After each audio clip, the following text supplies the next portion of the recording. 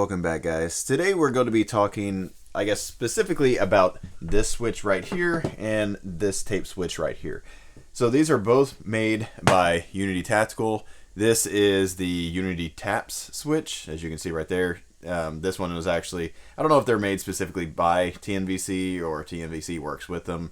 Don't really know that, but they make 4 different versions if I remember correctly. This one is the version 1, which you can see on there. And what that means is this button up here activates the white light only, and this button down here activates both the white light and the laser.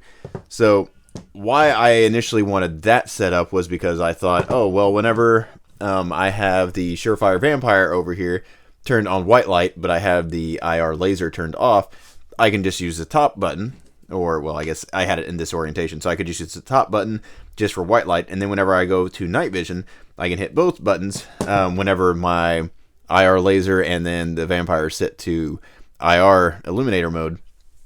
I could use the second button to activate both. What I realized, though, is I would have been fine with just like a mod button or just a single button that just activates both, because this specific HoloSun IR laser, it's the LS117 IR. You can turn it off, so one button, even if it was activating, you know, both things, only whichever one is set to on would turn it on. And since the vampire has an off mode, which is on right now, you could hit that button and neither of them would turn on because they're both actually turned off. So because both of these features are specific units have a off button, really both this type switch isn't really necessary. But what I wanted to talk about was kind of the pros and cons of this tape switch and versus that tape switch. And if you follow the channel for a while, you know that I've been using this tape switch for a little while. And I also, in case you're wondering, bought this one and then bought this one. These are knockoff versions. This one's made by Somo Gear, which if you're familiar with some of the, I don't remember if it's Brass Facts or Hop, but somebody used one of these, not this specific, but the IR laser illuminator, just like full power, but it's like a knockoff of the PEC 15. They used it and they really liked it, and naturally everything sold out, so I didn't get a chance to get that. But I did see that they had this, and I wanted to see if it was a good copy of the Unity TAPS, just to have a backup that I could use. Because if you're familiar with all the airsoft stuff, which is what this is right here, so this airsoft one, it actually works pretty well, as you can see. I don't know if you can see my light turning on the background. I don't have any batteries in the PEC 15 knockoff, but one thing that this has, it has a weird little, I don't know, it looks kind of like an audio jack plug that plugs into this. So it doesn't actually have a crane plug like this one does. So all the ones off Amazon that are like this, that are made for airsoft, will have this plug here and will not work with anything that uses a crane plug like the HoloSun or Steiner's or, you know, all that kind of different stuff. Versus the one from Somo Gear is basically the exact same thing as that, except it's made of a little bit better material. I don't know if you can tell on here, but it's kind of that, I don't know what you would call it. It almost looks like fiberglass, kind of that polymer infused look. It's not slick. It has like a grainy texture to it. But it actually has a crane plug as well as a Surefire plug. Now, one thing that neither of these do is they don't have the same function as this. So one button will activate one of these and the other button activates the other one. So neither of this one nor the other airsoft one, I mean, I would kind of clump this into an airsoft category. Neither of them have a dual activation mode versus the Unity TAPS. The first one activates just the white light, at least on this one specifically, and then this one activates both. And that's what you're paying for, because I guess, I don't know, in order to not fry your equipment, they have to have something in here to, whenever you activate both, it doesn't, you know, fry anything or mess up any circuits or anything like that. So I assume that's why these are so expensive. Now, they obviously make multiple versions of this. This is, again, the version 1, and if you want a different version, you want yours to do different things, you can do that. They can have it where this button will activate, you know, 2 things. This one will activate 1 thing, or, you know, vice versa. So it's just kind of, you know, pick your flavor of what you want. To me, at the time, that is what made sense, and that's what I wanted. In retrospect, if you are going to go with this, I would get one that activates the laser with 1 button and then activates both with the other button, because you can turn off the laser and then just use the both button to just activate your white light whenever the laser's turned off. So if you have this specific setup. Now, that said, I want to talk about, I just took a night vision course. Me and Rhett took it. It was somewhere nearby, and it was a pretty good course. It was through Greenline Tactical, if you've heard of them. And it was kind of it wasn't like it wasn't specifically a night vision class, it was a Nightfighter class. And so what that meant is learning how to use white light in conjunction with IR light in conjunction with your night vision.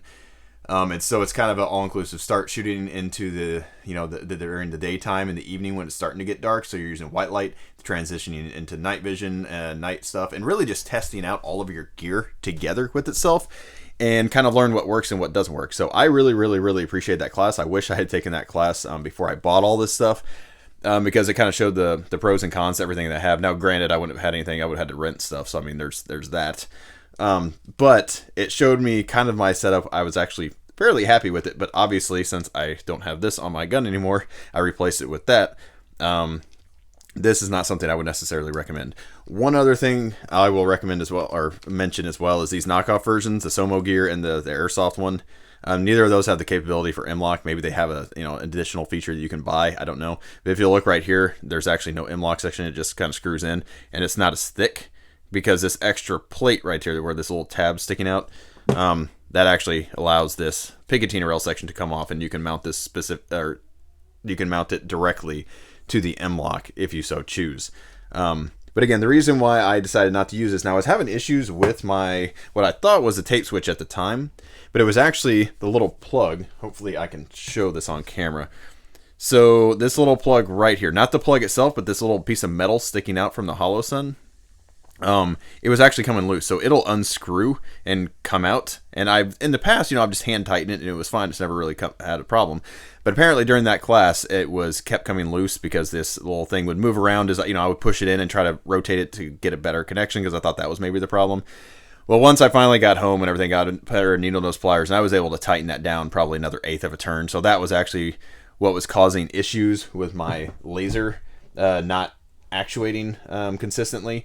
My light would always come on fine, but the laser itself would not, and that's because this little plug here. So that's kind of a knock on the hollow sun. That should be, I don't know if they could super glue the thing in there, epoxy or whatever, but once that's in there, they should put something on there to kind of hold it in place, red Loctite or something.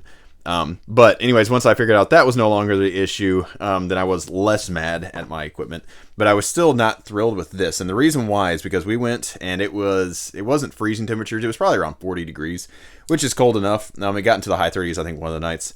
But whenever you're wearing gloves, you can't tell the difference between these two. Yeah, there's two little bumps on this one and then one little like recess bump on that one.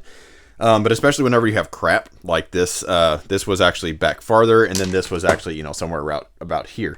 So I could feel that I was on this tape switch, or so I thought, but with gloves, this felt similar to the back. So with gloves, I couldn't really feel which button was which, and so I would hit one and be like, why is my IR flashlight, or why is my laser not coming on, and just my light's coming on? Well, it's because I was hitting this button, not this button.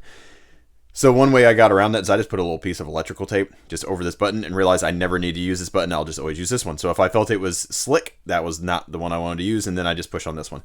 One of the other problems I have with this tape switch is the front one kind of there's no audible click, but you can feel it. It's actually pushing it. This one, it just feels kind of crunchy. Like you can tell there's probably two switches on top of each other, and whenever you push down on it, it just kind of mashes. It doesn't really actually feel like a click. Versus on these cheaper ones, you can hear that.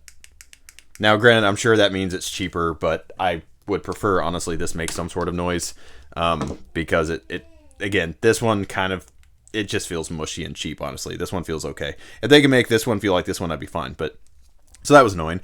So I decided to take off my gloves, which kind of helped. But, I mean, my hands were cold, so then my fingers were numb. And again, I could not feel the difference between these two. And so, yes, if I started back here and kind of felt my way up, I'd be like, oh, okay, I think I'm on that. But again, you don't have any real feelings whenever your fingers are numb to feel that rubbery material.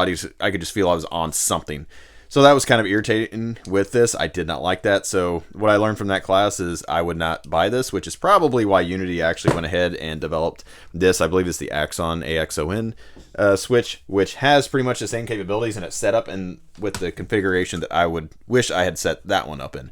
So this button right here will activate just the IR laser, and it has a nice little kind of clicky feel to it. It doesn't make a sound, but you can feel it push in, so I like that. And then this button up here, as you can tell, is actually at an incline, so you can tell the difference between these two. This is kind of similar to the mod. Maybe it's the mod button. Maybe I'm thinking of something else, but also the enforced lights, if you're familiar with them, which I'm not a fan of the enforced lights. Mine has a vampiric drain on it, but I mean, the pressure pad on them works fine.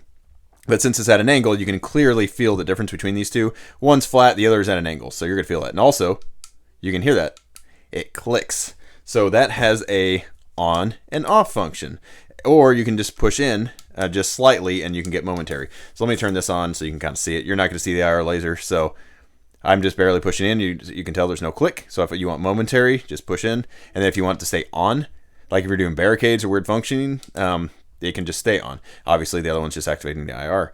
So I really like that because what I found out during that class is, yes, momentary is best from a tactics standpoint because you're not giving away your position, all that kind of stuff.